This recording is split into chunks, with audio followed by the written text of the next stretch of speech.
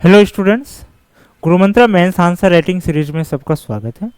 आज हम लोग फिर एक नए कॉपी के साथ आगे बढ़ेंगे और ये कॉपी जिन्होंने लिखे हैं पुराने स्टूडेंट उनसे परिचित है। उनका नाम नीरज कुमार है, जो अभी बीपीएससी 67 के रिजल्ट के तहत असिस्टेंट प्लान ऑफिसर बने हैं।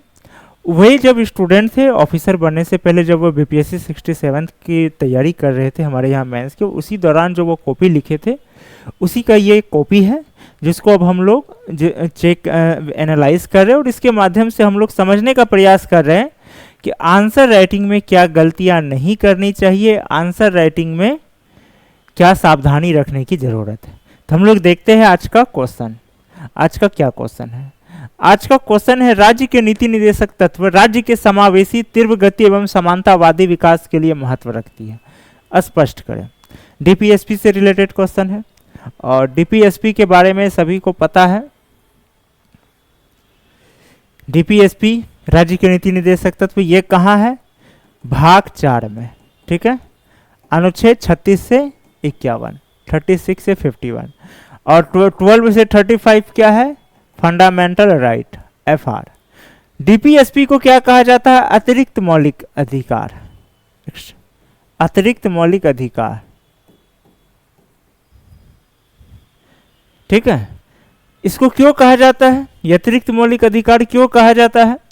वास्तव में जब संविधान बन रहे थे तो संविधान बनने के दौरान संविधान सभा हमारा संविधान कहाँ बना? संविधान सभा में।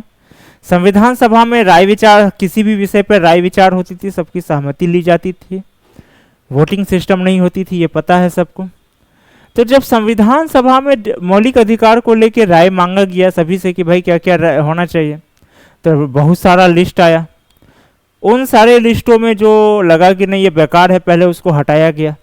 फिर जो काम का रहा तो उसमें भी बहुत सारे ऐसे देखा गया कि अगर ये मौलिक अधिकार अभी दिया जाए तो राज्य को परेशानी हो सकती। क्यों? क्योंकि मौलिक अधिकार क्या है? मौलिक अधिकार वो अधिकार है जो कि राज्य को हर हाल में जनता को देना ही देना है। किसी भी स्थिति में जनता को कटौती नहीं किया जा सकता, आपातकाल एक अपवाद में है।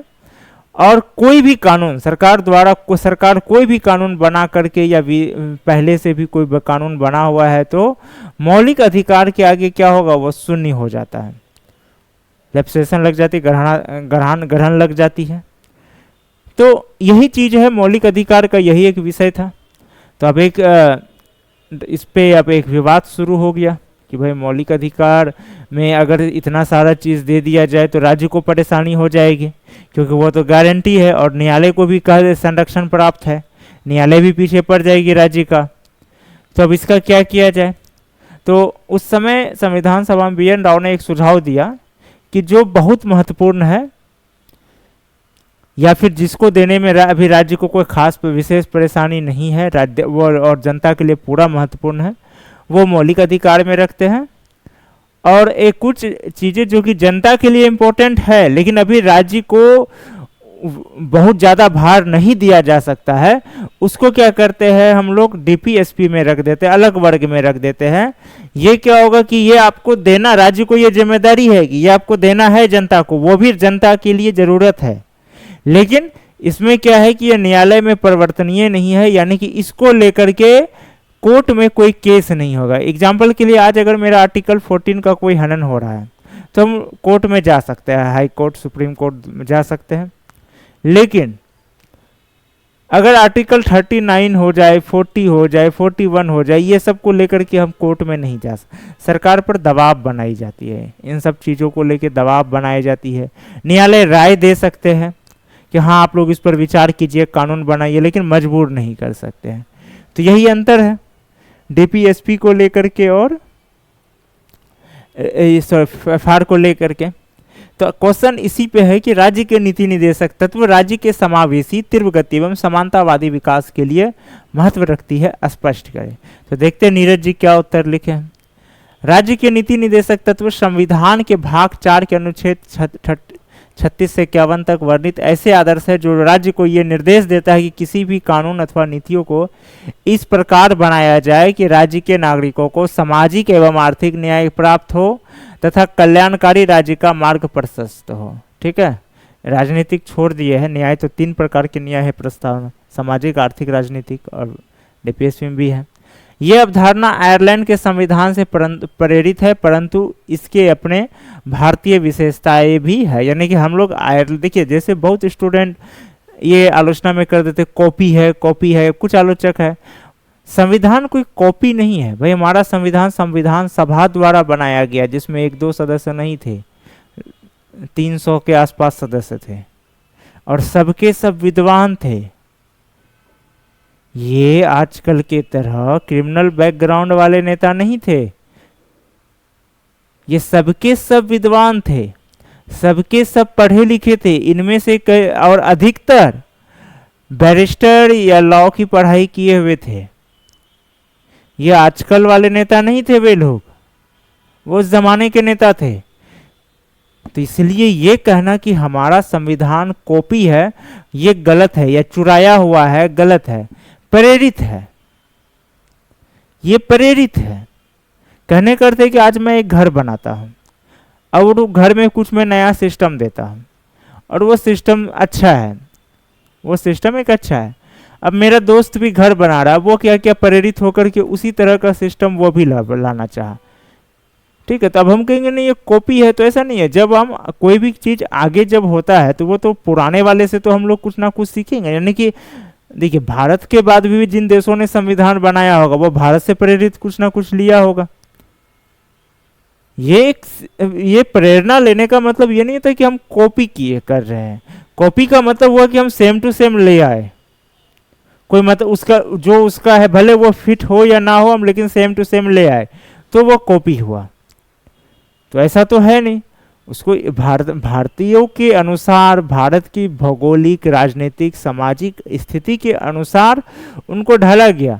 उनसे बस प्रेरित हुए कि हाँ भाई वो देखो वो फलना देश का संविधान में अपने नागरिकों को ये सिस्टम दे रहा है, ये व्यवस्था दे रहा है, हम लोग भी दे तो अच्छा रहेगा।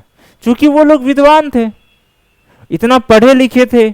यहाँ आज जो लोग आरोप लगाते हैं कि नहीं हमारे संविधान बनाने वालों ने कॉपी कर लिया था, कॉपी कर लिया, और उनको तो अपना देश का भी संविधान पूरी तरह से पता नहीं होगा। अगर प्रस्तावना बोल दिया जाए, सिर्फ प्रस्तावना, तो उसमें फंस जाएगा।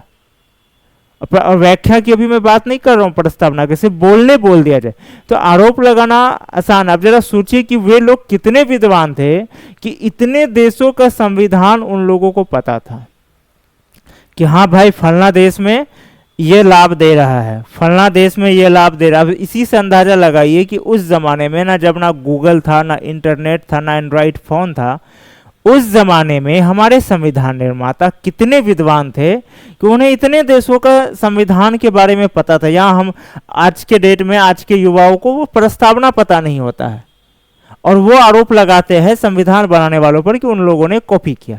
तो ये गलत है। ये आयरलैंड से प्रेरित है, लेकिन अपनी भारतीय विशेषता। देखिए ये जो लाइन है ना, आंसर राइटिंग में ये सब बहुत महत्व रखता है। ये एक लाइन कि इसके अपने भारतीय विशेषताएं भी, ये बहुत चीज बता दिया। सिर्फ ये एक लाइन बता दिया कि भैया हम कॉपी नहीं किए है, बस प्रेरित है, हम अपने अनुसार बनाए हैं। सिर्फ ये एक लाइन स्पष्ट कर दिया बहुत सारी बातों को। आंसर राइटिंग में ये सब चीजों को ध्यान में रखना बहुत जरूरी होता है। अब चलते हम लोग राज्य के नीति निर्देशक तत्व। समाजवादी दृष्टिकोण, गांधीवादी दृष्टिकोण, उदारवादी दृष्टिकोण। समाजवादी दृष्टिकोण समानतावादी विकास, गांधीवादी दृष्टिकोण समावेशी विकास, उदारवादी दृष्टिकोण तीव्र विकास। ठीक है। अब समानतावादी विकास में आ जाता अनुच्छेद 38 का 2, 39, 39 का ए, 41, 42, 43 ए। समावेशी विकास 40, 43 का बी, 46, 47 का कुछ अंश। तीव्र विकास अनुच्छेद 44, 45, 48, 49, 50, 51। ठीक है, ये सब हो गया, यानी कि उदारवादी दृष्टिकोण।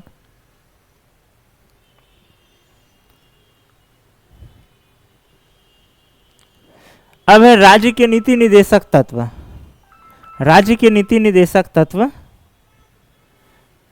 राज्य के समावेशी, समानतावादी एवं तीव्र विकास के लिए किस प्रकार महत्व रखती है, इसे निम्न बिंदु समझना। कल्याणकारी राज्य के रूप में राज्य के नीति निर्देशक तत्व राज्य को यह निर्देश देता है कि राज्य के समस्त नागरिकों को शिक्षा, स्वास्थ्य, रोजगार एवं आजीविका के समान अवसर प्रदान किए जाए, साथ ही उन सब में समानता बरतने का प्रयास किया जाए। आर्थिक एवं सामाजिक लोकतंत्र की स्थापना। राज्य का नीति निदेशक तत्व राज्य को आय के असमान वितरण तथा आय के संकेंद्रण को रोकने के लिए उचित कानून बनाने का निर्देश देता है। साथ ही गर्भवती महिला बच्चे के पोषण को सहायता प्रदान करने का भी निर्देश देता है। वृद्धजनों के लिए वृद्धा पेंशन एवं गर्भवती महिलाओं के लिए प्रत्यक्ष लाभ प्रदान कर सरकार ने इस दिशा में सार्थक है। सामाजिक परिवर्तन के रूप में राज्य का नीति निदेशक तत्व सामाजिक परिवर्तन का मुख्य आधार है। ग्रेनविल ऑस्टिन का कथन नीति निदेशक तत्व सामाजिक परिवर्तनों को आगे बढ़ा रहा है। नीति निदेशक तत्व में कल्याणकारी राज्य की झलक मिलती है। असमानता में कमी आय की समान में रिवर्स है। इस संदर्भ में भीमराव अंबेडकर ने कहा था कि नीति निदेशक तत्व महान सिद्धांत है जो भारत के सामाजिक आर्थिक परिवर्तन के कारक बनेंगे। ठीक है, और वास्तव में अंबेडकर जी की नज़र में संविधान की आत्मा इसे ही माना कहते थे। ये नीति निदेशक तत्व के महत्व। सरकार के नीतियां कानून एवं योजनाओं में नीति निर्धारण के रूप में है। संविधान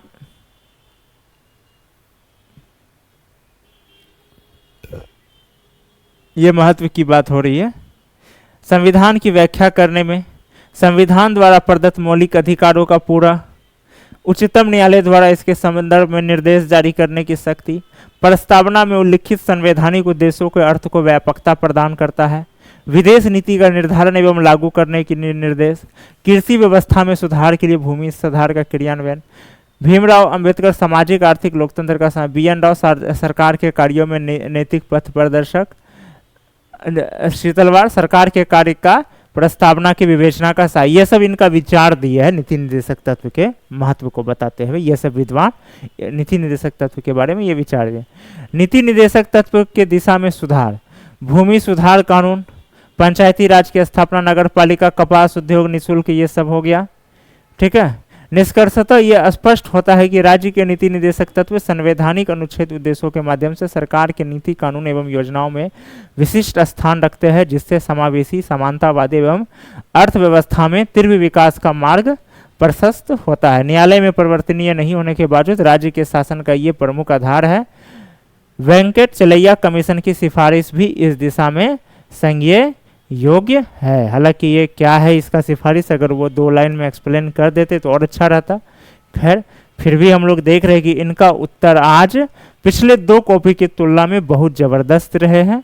ठीक है, ये स्पष्ट कर दिए कि भाई हाँ क्या समावेशी, तीव्र गति एवं समानतावादी विकास के लिए कैसे महत्वपूर्ण रखता है। ठीक है, अब इसमें कमी क्या रहे, ये इन सब अनुच्छेदों को एक एक लाइन में व्याख्या कर देते तो और ज्यादा स्पष्ट होता है कि भाई किस प्रकार अनुच्छेद 38 का 2 समानतावादी विकास को बढ़ावा देता है, किस प्रकार 39 समानतावादी विकास को बढ़ावा देता है, किस प्रकार 39 का ए समानतावादी विकास को बढ़ावा। अगर ये सब ये इन अनुच्छेदों को व्याख्या कर देते 1-2 लाइन में ही तो ये और स्पष्ट हो जाता। आखिर ये भी आपको बताना होगा ना कि अनुच्छेद 40 कैसे समावेशी विकास का व्याख्या कर रहा है या पूरक है, कैसे अनुच्छेद 44 तीव्र विकास का पूरक है, ये भी आपको व्याख्या करना होगा।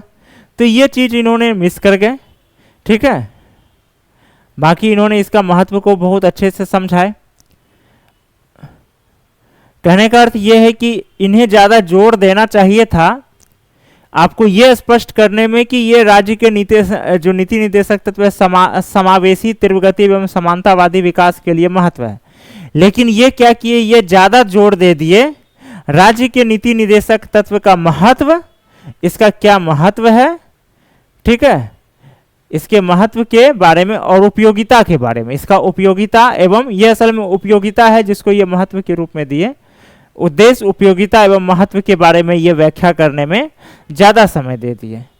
ठीक है, तो इसको क्या करना चाहिए था, ये वाला पॉइंट इनका सही है, ये एकदम स्पष्ट कर रहा है कि भाई हाँ किस प्रकार राज्य के नीति निदेशक तत्व से, ठीक है, ये भारत के विकास के लिए समानतावादी विकास के लिए आए। तो इनको करना क्या चाहिए था, मिस्टेक क्या हुआ कि आप राज्य के नीति निदेशक तत्व के बारे में बताएं। ये जो महत्व है, ये जो आप बताए हैं महत्व कल्याणकारी राज्य के रूप में आर्थिक एवं सामाजिक लोकतंत्र की स्थापना में, इनको कम शब्दों में पहले बता देना चाहिए था, कम शब्दों में। ठीक है, कम शब्दों में बताए। उसके बाद फिर स्पष्ट कर दिए कि हाँ भाई ये राज्य के नीति निर्देशक तत्व किस प्रकार, चूंकि इसका ये समाजवादी दृष्टिकोण जो है ये सब समानतावादी विकास के लिए महत्वपूर्ण है, गांधीवादी दृष्टिकोण समावेशी विकास के लिए, उदारवादी दृष्टिकोण तीव्र विकास के लिए, ये सब को ये करते हुए, ठीक है, इन सब को ये व्याख्या, फिर इन सब के बारे में एक एक लाइन व्याख्या करते हुए फिर ये वाला जो पॉइंट है जो अब तक सरकार ने प्रयास किए हैं, ठीक है, इसके बारे इसको करते हुए स्पष्ट कर देते हैं कि हाँ ये सब ये राज्य के नीति निर्देशक तत्व समानतावादी, समावेशी और तीव्र विकास के लिए महत्वपूर्ण है, और इसका ये जो होता है ये शासन का आधारभूत सिद्धांत है। तो कहने का मतलब है कि थोड़ा सा फिर, हालांकि पॉइंट वगैरह सही दिए हैं, पहले की तुलना में सही है, बस यहाँ थोड़ा सा मिस करके अगर इन सब अनुच्छेदों को थोड़ा थोड़ा व्याख्या करते और इसको ये इतना लंबा नहीं भी लिखते, ऐसे लिखे सही है, सारा पॉइंट सही है, लेकिन ये नहीं भी लिखते, शॉर्ट भी रखते तो कोई दिक्कत नहीं था। दिक्कत हो गई कि आप इनको व्याख्या नहीं किए कि किस प्रकार आर्टिकल 38 का 2 समानतावादी विकास की से संबंध है या इसका व्याख्या करता है, ये चीज को व्याख्या नहीं करना, ये थोड़ा सा एक कमी रहा, फिर भी पहले से बेटर हो रही है। तो आज इनको जो मिल रहे हैं 10 में से 6 मार्क्स, अगर इन सब का व्याख्या करते तो शायद 1 से 2 मार्क्स और बढ़ जाते, फिर भी पहले से बहुत अच्छा लिखे हैं। और जैसा हम लोग देख रहे हैं बीच में गड़बड़ा गए थे, तो आंसर राइटिंग यही है, रेगुलर प्रैक्टिस का चीज़, अप्स एंड डाउन इसमें लगा रहेगा, और जब आप इसको रेगुलर प्रैक्टिस छोड़ते हैं तो सिर्फ आप डाउन होते चले जाते, फिर अब अप्स की बात नहीं रहती है। प्रैक्टिस में रहेंगे तो ऊपर नीचे चलता रहेगा। तो ठीक है, आप लोग फिर हम लोग जो है नेक्स्ट क्लास में नेक्स्ट कॉपी के साथ मिलते हैं और फिर नए क्वेश्चन के साथ समझने का प्रयास करते हैं कि आंसर राइटिंग में क्या गलतियाँ नहीं करनी चाहिए।